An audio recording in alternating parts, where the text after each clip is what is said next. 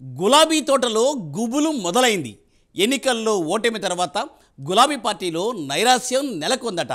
ఏడాదిగా పార్టీలో కమిటీలే లేకపోవడంతో బీఆర్ఎస్ నేతలు ఇప్పుడు నారాజులో ఉన్నారా? ప్రతిపక్షంలోకి వచ్చి ఏడాది దాటినా కమిటీలను ఎందుకు ఏర్పాటు చేయటం లేదు?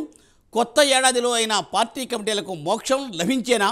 బీఆర్ఎస్ అగ్రనేతలను వరుస కేసులు వెంటాడుతూ ఉండడంతో పార్టీ కమిటీలపై ఎటువంటి చర్చ జరుగుతోంది? Let us watch this story. గులాబీ తోటలో మొదలైన గుబులు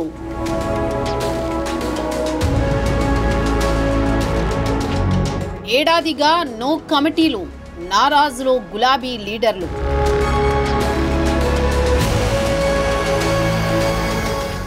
గులాబీ నేతలను వెంటాడుతున్న కేసులు.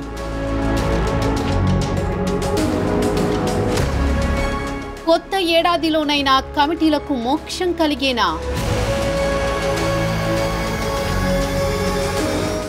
బీఆర్ఎస్ పార్టీ అధికారం కోల్పోయి సరిగ్గా ఏడాది అయిపోయింది. పార్టీ ఓటమి తర్వాత సమీక్షల పేరిట పార్టీ అగ్రనాయకత్వం హడావుడి చేసింది.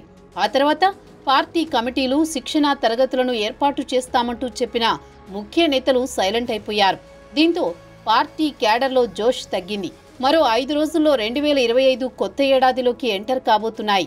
అయితే కొత్త ఏడాదిలోనైనా కొత్త కమిటీలను ప్రకటిస్తారా లేదా అన్న చర్చ పార్టీ నేతల్లో జరుగుతోంది. ఓటమి తర్వాత పార్టీ కార్యక్రమాలు పెద్దగా జరగకపోవడంపై గులాబీ శ్రేణులు నైరాశ్యంలో మునిగిపోయారు. ఇంతకీ పార్టీలో అసలేం జరుగుతుందో అర్థం కాక తలలు పట్టుకుంటున్నారు.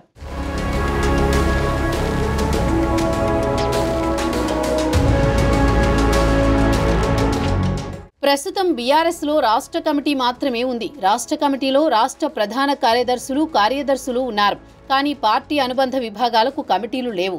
పార్టీ విద్యార్థి, యువజన, మహిళా విభాగం, బీసీ, ఎస్సీ, ఎస్టీ, మైనారిటీ విభాగాలకు నూతన కమిటీలను ఏర్పాటు చేయాల్సి ఉంది. రాష్ట్ర కమిటీలో నూతన కార్యవర్గాన్ని ఏర్పాటు చేయాల్సి ఉంది. పార్టీ జిల్లా అధ్యక్షులను మార్చాలని కొంతకాలంగా గులాబీ వర్గాల్లో చర్చ జరుగుతోంది. ఎమ్మెల్యేలు, ఎమ్మెల్సీలు, ఎంపీలకు జిల్లా అధ్యక్షులుగా పార్టీ అధినేత కేసీఆర్ అవకాశం ఇచ్చారు. దీంతో ఇప్పుడు పార్టీ కోసం పూర్తి స్థాయిలో పనిచేసే వారికి అవకాశం ఇవ్వాలని కోరుతున్నారు బీఆర్ఎస్ శ్రేణులు. వచ్చే ఎన్నికల్లో పార్టీని విజయపథంలోకి తీసుకువెళ్లాలంటే ఇప్పటి నుంచే కష్టపడాలని సూచిస్తున్నారు. వీలైనంత త్వరగా పార్టీ నూతన కమిటీలను ప్రకటించి వారికి దిశ, దశను నిర్దేశిస్తే మంచిదని గులాబీ నేతలు చెప్తున్నారు.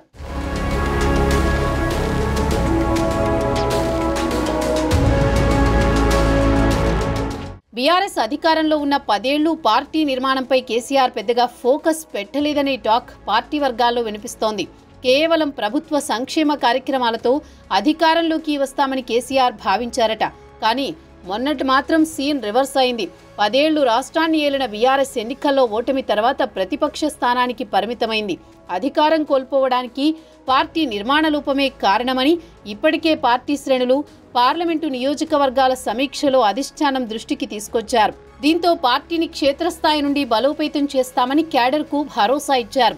అయితే ఏడాది పూర్తయినా ఇప్పటి వరకు పార్టీ నిర్మాణం గురించి పెద్దగా పట్టించుకోలేదు. ఇకనైనా పార్టీ నిర్మాణం కోసం, పార్టీ పటిష్టత కోసం కొత్త కమిటీలను ఏర్పాటు చేయాలని అంటూనే అది పార్టీ అంతర్గత విషయమని, దానిపై అధినేత కేసీఆర్ నిర్ణయం తీసుకుంటారని ముఖ్య నేతలు కామెంట్స్ చేస్తున్నారు.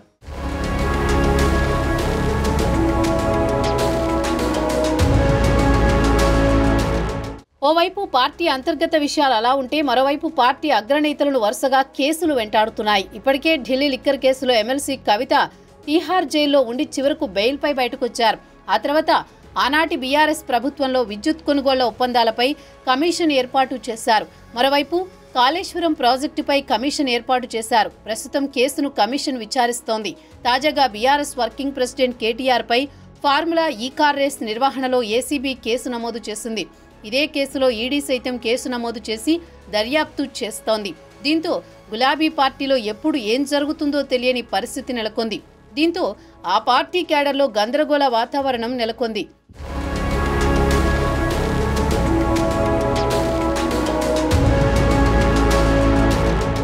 ఫార్ములా ఈ-కార్ రేసులో రేపోమాపో కేటీఆర్కు నోటీసులు ఇచ్చేందుకు అటు ఏసీబీ, ఇటు ఈడీ రెడీ అవుతున్నాయి. రాబోయే రోజుల్లో ఈ కేసు ఎన్ని మలుపులు తిరుగుతుందో, కేసులో ఎన్ని ట్విస్టులు ఉంటాయో అని గులాబీ శ్రేణులు టెన్షన్ పడుతున్నాయి. ఓవైపు విద్యుత్ కొనుగోళ్లు, కాళేశ్వరంపై కమిషన్లు, ఢిల్లీ లిక్కర్ కేసులో విచారణలు కొనసాగుతుండగా మరోవైపు ఫార్ములా ఈ కార్ రేసులో అటు ఏసీబీ ఇటు ఈడీ దూకుడుగా ముందుకు వెళుతున్నాయి. వరుస కేసులు పార్టీ అగ్రనేతలను వెంటాడుతుండటంతో పార్టీలో అసలేం జరుగుతుందో అని శ్రేణులు టెన్షన్ పడుతున్నాయి. కొద్ది రోజుల్లో రాష్ట్రంలో పంచాయతీ ఎన్నికలు జరగబోతున్నాయి. వాటిపై పార్టీ అగ్రనాయకత్వం ఫోకస్ పెట్టాల్సిన అవసరం ఉంది.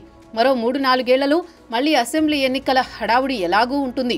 దీంతో ఇప్పటి నుంచే పార్టీ పటిష్టత, క్యాడర్లో నూతన ఉత్సాహం నింపాలంటే కొత్త కమిటీలను ఏర్పాటు చేయాల్సిన అవసరం ఎంతైనా ఉందని గులాబీ శ్రేణులు అభిప్రాయం వ్యక్తం చేస్తున్నాయి. మరి పార్టీ అగ్రనాయకత్వం దీనిపై ఎప్పుడు నిర్ణయం తీసుకుని కొత్త కమిటీలను ప్రకటిస్తుందో వేచి చూడాల్సి ఉంది. అయితే ఏడాది కాలంగా రేవంత్ సర్కార్ వైఫల్యాలను టార్గెట్ చేస్తూ ప్రజల్లోకి వెళ్లి బీఆర్ఎస్ బాగానే పోరాటం చేస్తోంది.